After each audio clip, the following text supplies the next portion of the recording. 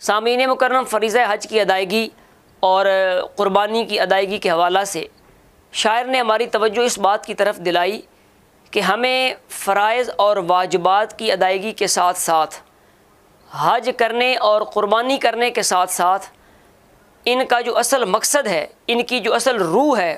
اور ان میں جو حکمت پوشیدہ ہے اس کی طرف بھی توجہ کرنی چاہیے، تاکہ ان مبارک افعال کی کما حقہ برکات ہمیں حاصل ہو سکیں اور ان کے اندر اللہ تعالیٰ نے جو انعام رکھا ہے، جو پوشیدہ ایک ثمرہ رکھا ہے اور جو پھل رکھا ہے ان افعال کے اندر، وہ ہمیں حاصل ہو سکے۔ چنانچہ یہ کلام پنجابی میں ہے اور غالباً سید بابا بلے شاہ صاحب رحمہ اللہ تعالیٰ آپ کا ہے۔ اس میں ہمیں جھنجھوڑا گیا کہ ہم فرائض کو ادا کرنے کے ساتھ ساتھ ان کی مکمل جو شرائط ہیں اور مکمل جو شرعی آداب ہیں ان کا لحاظ کرتے ہوئے فرائض اور واجبات کو ادا کریں۔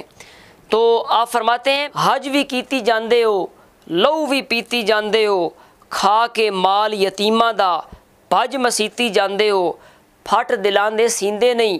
جبے سیتی جاندے ہو، پھٹ دلان دے سیندے نہیں، ٹوپیاں سیتی جاندے ہو، چھری نہ پھیری نفساں تے دمبے کیتی جاندے ہو۔ یعنی فرما رہے ہیں کہ قربانی کا اصل مقصد یہ ہے کہ انسان جانور قربان کرنے کے ساتھ ساتھ اپنے نفس پر چھری چلائے،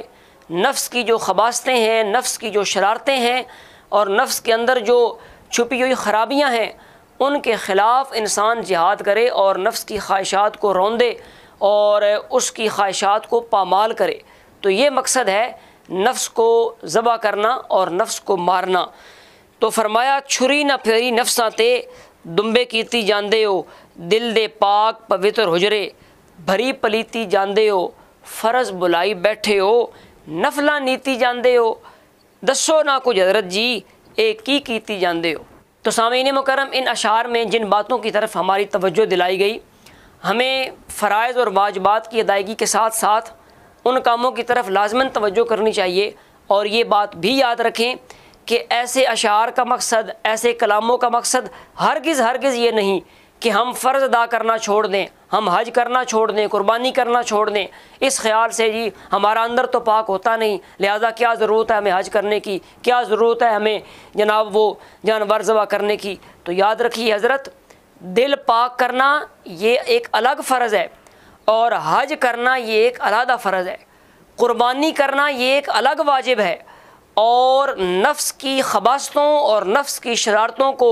کچلنا اور ختم کرنا یہ ایک الگ کام ہے اور الگ کار خیر ہے۔ تو ایک کے کرنے سے نہ دوسرے کی نفی ہوتی ہے، نہ ایک کے کر لینے سے دوسرا جو فرض ہے وہ ساقط ہوتا ہے۔ ہر ایک کی اپنی اپنی حیثیت ہے اور ہر ایک کا اپنا اپنا مقام و مرتبہ ہے۔ ان اشعار کا مطلب خلاصتاً یہ ہے کہ ہم جہاں پر فریضہ حج ادا کرتے ہیں وہاں ہمیں مکمل شرعی آداب کے ساتھ اور مکمل جو آداب ہیں قلبی لحاظ سے، ظاہری لحاظ سے، ان کو مد نظر رکھ کر حج کرنا چاہیے۔ اور جہاں پر ہم قربانی کرتے ہیں اور جانور پر چھری چلا رہے ہوتے ہیں وہاں پر ہمیں اپنے نفس پر ہی چھری چلانی چاہیے، نفس کو بھی قربان کرنا چاہیے اور اپنی ہر خواہش کو اللہ کی بارگاہ میں قربان کرتے ہوئے اللہ کا قرب حاصل کرنا چاہیے۔ یہی تمام اعمال کی اصل ہے اور تمام اعمال کی روح ہے۔ اللہ تبارک و تعالی